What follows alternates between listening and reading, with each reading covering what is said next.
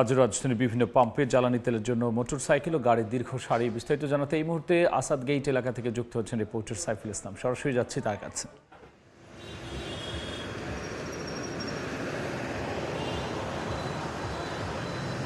ছুটির দিনে রাজধানীর পাম্পগুলোতে আমরা দেখেছি দীর্ঘ লাইন।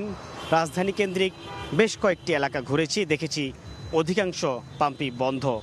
তার অন্যতম কারণ কিন্তু পাম্প মালিকরা বা পাম্প কর্তৃপক্ষ যারা আছেন তারা বলছেন যে ডিপো থেকে তেলের সরবরাহ কম। আমরা যদি এখনকার পরিস্থিতি একটু দেখাই, এই যে রাজধানীর এই পাম্পটির নাম হচ্ছে সোনার বাংলা সার্ভিস স্টেশন, যেখানে হচ্ছে এলপিজি থেকে শুরু করে পেট্রোল, ডিজেল, অকটেল সব কিছুই মিলছে। তবে ইতিমধ্যেই আমরা কিছু বাইকারদের সাথে কথা বলেছি, তারা বলছেন যে আজকে ভাগ্যক্রমে এই পাম্পটির মধ্যেই কিন্তু ট্যাঙ্কি ফুল করে তেল দেয়া হচ্ছে, যেটি অন্যান্য আমরা পাম্পে দেখেছি যে 500 টাকা বা সর্বোচ্চ 600 টাকার তেল দিচ্ছিল। বিশেষ করে অকটেনের কথা বলছিলাম।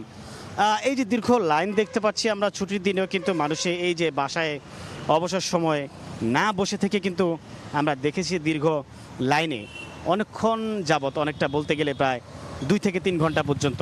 আমরা যদি একটু পাশের এই যে পিডাব্লিউডি বা স্পোর্টস ক্লাব বা এর পাশাপাশি মেসার্স তালুকদার ফিলিং স্টেশনটি আমরা দেখাই, একটু যদি আমাদের ক্যামেরায় দর্শকরা ফলো করেন তাহলে দেখতে পাবেন যে এই পাম্পটি বন্ধ। তার অন্যতম কারণ হচ্ছে জ্বালানি সরবরাহ নেই, কেননা তারা বলছেন যে ডিপো থেকে সময় মতো তেল আসতে পারেনি। যদিও আমরা এখনও পর্যন্ত 1-2টি গাড়ি দেখতে পাচ্ছি যে গাড়ি থেকে তেল খালাস করা হচ্ছে। সেটি হয়তো বা বলা যায় যে, বা তাদের সাথে কথা বলে জানতে পেরেছি দুপুর 2টার পর থেকে তারা তেল সরবরাহ করবেন। তবে ইতোমধ্যে আমরা দেখতে পেয়েছি যে এই যে আসাদ গেটের এই পাশে এবং রাস্তার ওই পাশে 2টি পাম্প, তার মধ্যে একটি পাম্প তেল সরবরাহ করছেন, অন্যটি করছেন না। তবে এর মধ্যে দিয়ে বলা যায় যে রাজধানীর অধিকাংশ পাম্পই আমরা ঘুরে দেখেছি বন্ধ পাচ্ছি। তবে ক্রেতার অভিযোগ রয়েছে যে এই পাম্পগুলি কেন বন্ধ অবশ্যই খতিয়ে দেখা হচ্ছে। তার ডিপো থেকে যদি তেলের সরবরাহ কম থাকে অবশ্যই সাপ্লাই চেন স্বাভাবিক রাখার দাবি কিন্তু এখানকার আগত লোকরা জানাচ্ছেন। তবে এর মধ্যে দীর্ঘ লাইন আমরা কিন্তু ঘন্টার পর ঘন্টা দেখেছি ওয়েট করতে, প্রায় 1 কিলোমিটার পর্যন্ত আমরা বিভিন্ন পাম্পে লাইন দেখেছি। তেল সরবরাহ স্বাভাবিক চাই এখানকার আগত চালক এবং ড্রাইভাররাই। ছিল আমার কাছ থেকে রাজধানীর আসাদ গেট থেকে তেল সরবরাহের বা জ্বালানি তেল সরবরাহের সর্বশেষ খবর।